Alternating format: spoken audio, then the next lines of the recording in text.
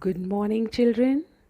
Welcome to another video of bio in which we are going to discuss about connective tissue.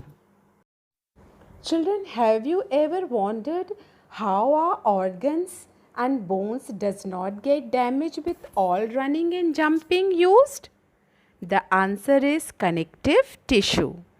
The primary purpose of this tissue is to hold our organs and other tissues together as well as provide support for our body as a whole. As the name says, connective tissue is a specialized tissue that connects bones with each other, connects bone with muscles, bind the cells of other tissues in the body. Thus, they give rigidity and support by packing around organs. The cells of connective tissue are loosely spaced and embedded in an intracellular matrix. It is a fundamental animal tissue, children, in which the living cells are embedded in an abundance of matrix that help in connecting, binding, packing and supporting different structure of animal body. What is matrix, children? The substance between cells or in which structure are embedded is called what? Matrix. Matrix are of three types. Be jelly-like fluid, dense or rigid. Such tissue connects and binds different tissues, so it is also called as connective tissue. It provides the structural framework and mechanical support to the body. It helps in body defense, tissue repair, fat storage, etc. The connective tissue are classified into three classes based on the type of matrix. These three classes are further subdivided. Let us study them one by one. First, we will start connective tissue proper. There are fibers and matrix combination in connective tissues.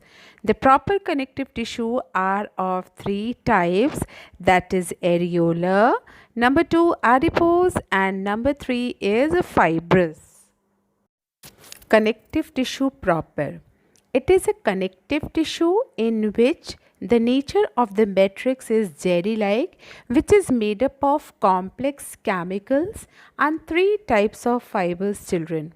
Number 1, white collagen. Number 2, yellow elastin and reticular fibers. It also includes different types of cells. Number 1, fibroblast, which secrete actually fibers and matrix.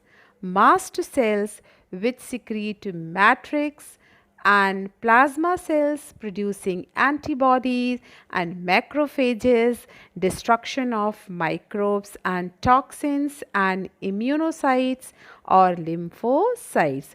Connective tissue proper are of two types, that is loose and dense connective tissue proper. So dense connective tissue proper has abundant of fibers and the smaller amount of matrix like ligaments and tendon. So we'll start number 1, areolar connective tissue proper.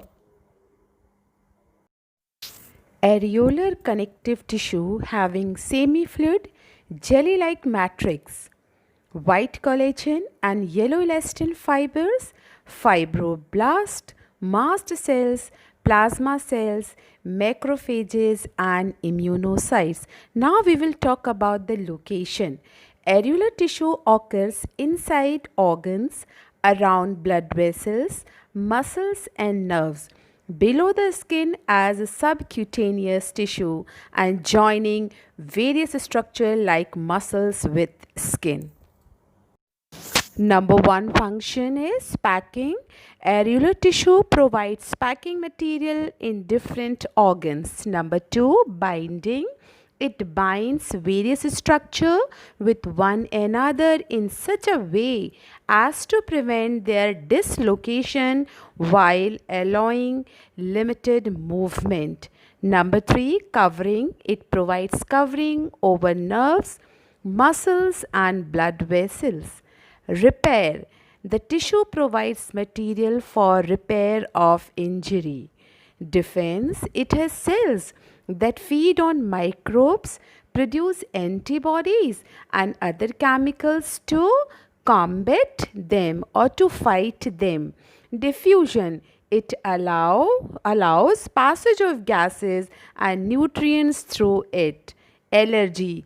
Mast cells of connective tissue are involved in allergic reaction.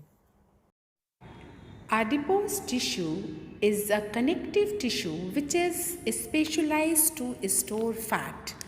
Fat is stored inside cells called adipocytes, or we can say adipocytes are those cells which store actually what fat, or the fat storing cells are called adipocytes. They are large cells with one or more globules of fat and a peripheral cytoplasm with nucleus at one end. Children, actually what happened, the position of the cytoplasm and the nucleus is towards the periphery due to the presence of what? Large fat globules. Otherwise, adipose tissue is similar to areolar tissue in having soft jelly-like matrix and living cells like fibroblast, macrophages, plasma cells, mast cells, etc. and the two types of fibers, that is white collagen and yellow elastin fibers. Adipose tissue occurs in subcutaneous region, cushion around eyes, heart, kidneys, blood vessels and inside yellow bone marrow. Functions of adipose tissue. Number one is storage. Adipose tissue is a storage tissue where fat is kept in reserve for use when required. Shock absorption. It forms shock absorbing cushions around important organs. Insulation. Adipose tissue forms an insulating layer below the skin. Animals living in cold areas have thick subcutaneous fat in order to prevent heat loss. The insulating fat body present in whale is called what? Blubber, that is BLUBBER. Hump of camel is also rich in adipose tissue. Body shape. It rounds off body contours and provides shape to various body parts. Now children, we will discuss about dense connective tissue proper. They are of two types, that is tendon and ligament. We'll study about tendon.